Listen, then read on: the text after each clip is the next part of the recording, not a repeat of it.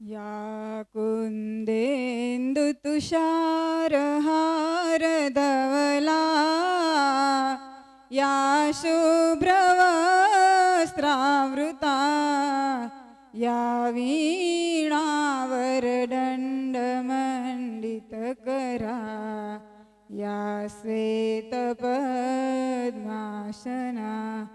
या ब्रह्माच्युतशङ्कर प्रभृतिभिः देवे सदा वन्दिता सा मा पातु सरस्वती भगवती निशेषजाड्यापहा निशेषजाड्यापहा। इष्टदेव भगवान श्री स्वामीनारायण અને આદરણીય વડીલો, મારે ભૂતપૂર્વ બહેનો અને સર્વે વિદ્યાર્થીની દીકરીઓ સર્વેને જય શ્રી સ્વામિનારાયણ। આપણે કોઈ ઓળખે નહીં, કાં તો એકદમ ડોન હોય તો ઓળખે ને કાં તો હાવ ઠોઠ હોય તો ઓળખે, સમજી ગયા ને? તો અમે ડોન એવા નહોતા ને એવા ઠોઠે એવા હોશિયારે નહોતા, સમજ્યા ને? વેસલી સાઇઝમાં આવે એવા હતા, પણ આજ ખબર નહીં કોણ હાકલ કોણ બોલાવ્યા, મારે જ કોઈકને પ્રેરણા કરી હશે। પણ હું ખાલી એટલું જ કહીશ તમને કે આપે જે સંસ્થામાં ભણ્યા અહીં ને, લગભગ કચ્છમાં એક સંસ્કાર ટાઇટલ લાગેલી હોય ને, સંસ્કાર ધામ, તો આપણી આ કન્યા વિદ્યા મંદિરે સંસ્કાર ધામ લેવા પટેલની હો, લેવા પટેલની જો સંસ્કાર ધામ ટાઇટલ લાગેલું હોય તો આપણી આ કન્યા વિદ્યા મંદિરે। અને જે તે વખતે 5 વર્ષનું શિક્ષણ હતું અને હવે વધારે હશે, કદાચ વહેલા આવી છે એટલે વહેલા ધોરણથી આવી છે ત્યારે।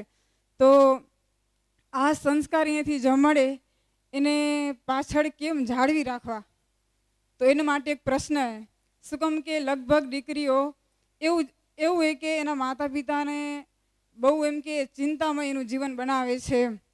તો એના માટે આપણે સાંખ્યોગી બાઈઓ છે, વડીલો તમે ચિંતા ન કરજો એવો કે આ સંસ્કાર મેળવ્યા પછી આ દીકરીનું શું થશે। તો આ સંસ્કારનું જતન કરવા માટે આપણા સાંખ્યોગી બાઈઓ છે ને આપણી પાસે 250 સાધુની ફોજ છે અને 450 સાંખ્યોગી બાઈઓની ફોજ છે જે અત્યારે દીકરીઓને સંસ્કારનું જ સિંચન કરે છે। ખાલી અમને એવું નથી હોતું કે હાલો એને ભજન જ કરાવી કે ભગવાન જ ઓળખાવી, ના, ભજન કે ભગવાન ક્યારે ઓળખશે?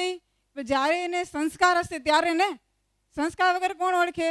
હું તો એમ કહું કે વીતી ગયેલો સમય, ફેંકેલું તીર અને બોલેલા બોલ એક વખત વીતી ગયું પછી કોઈ દિવસ આપણું પાછું આવતું નથી। તો આપે જે તેદી વિદ્યાર્થીનું જે જીવન જીવ્યા આવ્યું ને એ હવે સાંભળે પણ કોણ આપે? હવે ઉંમર વીતી ગઈ।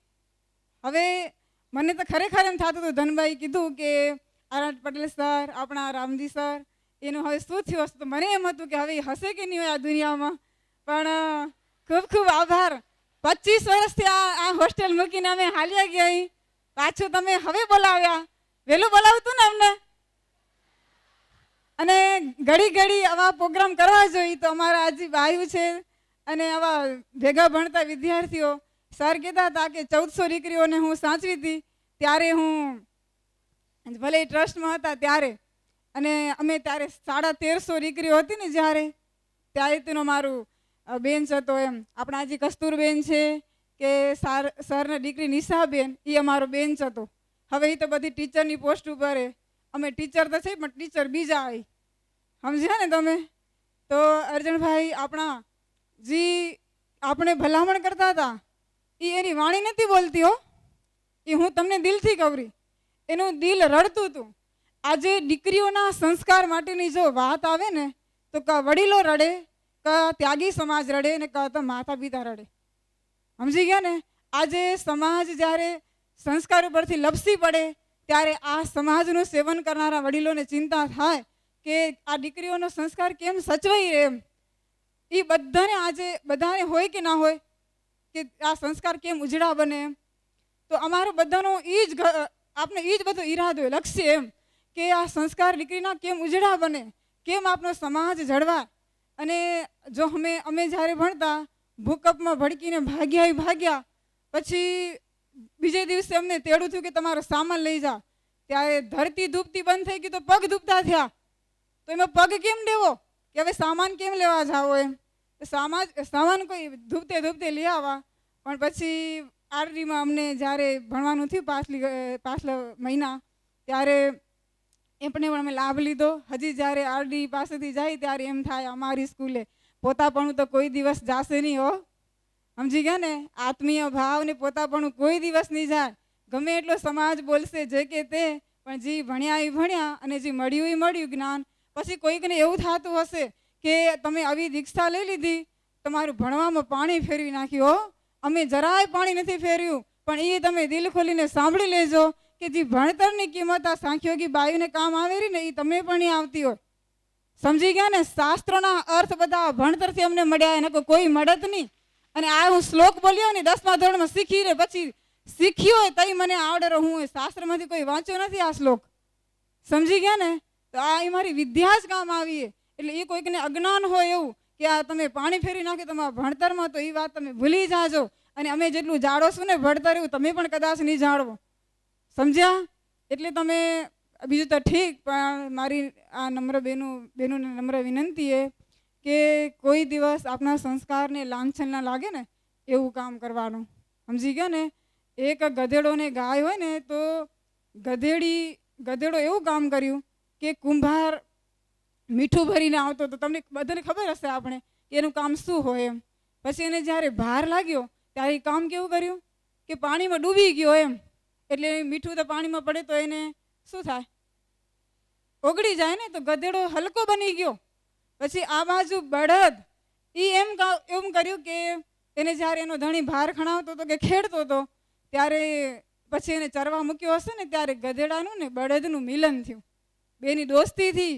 પછી ધીમે ધીમે એમાં વાત કરી, એકબીજાનો પરિચય આપ્યો. એ કે જો તું તારા ધણી પાસે છે ને તો આટલો બધો દુઃખી કે, અને હું આવું કામ કર્યું કે આમાં પાણીમાં પડ્યો, મારો ધણી મને આવો જ હેરાન કરતો હોય કે, અને મેં આવું કામ કર્યું ને તો આજે હું કેવો હોય કે હળવો થઈને ફૂલ જેવો ફરું છું, તો તું એવું જ કાંઈક કામ કરી જોઈએ કે. ત્યારે બળદ એવું બોલ્યો કે તારી માતા કોણે? બોલો. તારી માતા ગધેડી ને મારી માતા કામધેનુ ગાય. સમજાઈ ગયું ને? આપે કામધેનુ માતા, એ આપણી ભારતની એક માતા કહેવાય. અને આપણી જે આપણે માતૃદેવો ભવ, પિતૃદેવો ભવ, ગુરુદેવો ભવ, એ આપણે આ સંસ્કારને વરેલા છીએ.